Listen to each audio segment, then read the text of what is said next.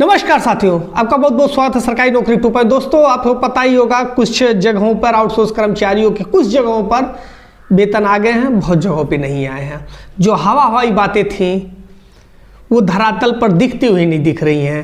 Company विभाग को दोष दे रहा है, विभाग बजट नहीं आया है, ट्रेजरी नहीं, अटेंडेंस नहीं, दुनिया भर की अलग अलग कहानियाँ हैं। कंपनी की कुछ और कहानी है, मैंने सुबह के वीडियो में बताया भी था। लेकिन सबसे महत्वपूर्ण है कि आउटसोर्स कर्मचारी जाएगा कहाँ। उनके पास तो वही 8-10 हज़ार रुपये की ही उम्मीद थी ना, वो भी उनको समय से नहीं मिल पा रहा है। और ये चीज़ हमेशा चल रही है, होली दिवाली हर त्यौहार आने से पहले ऐसे ही तामझाम चलते रह रहे हैं।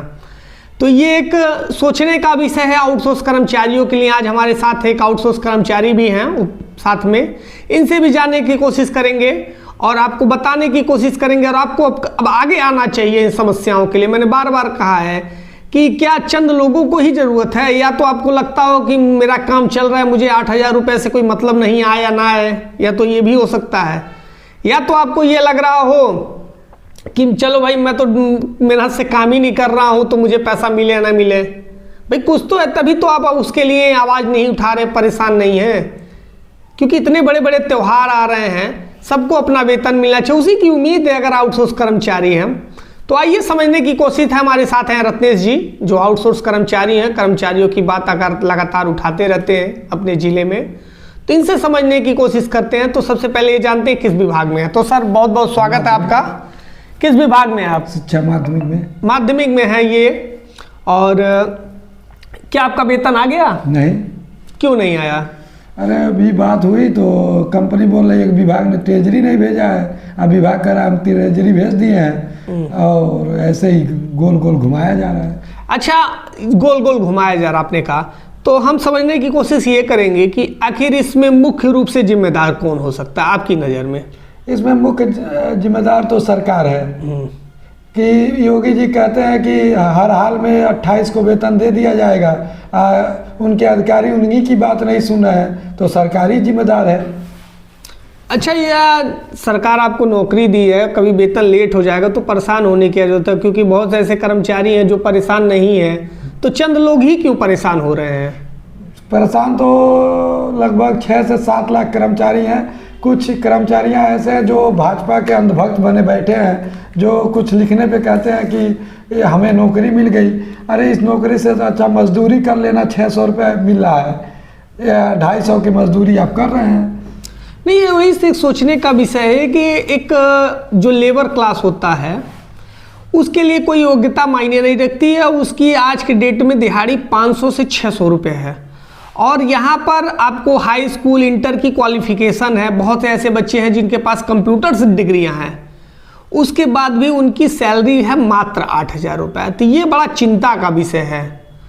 और मैं जानना चाहता हूँ कि क्या आप लोगों की नियुक्ति खाली पदों पे हुई है या कि नए पद बनाए गए हैं आप लोगों की नियुक्ति जगह? खाली पदों पे हुई है। तो आपके जगह पे पहले कौन काम कर रहा था? सरकारी वाले। सरकारी?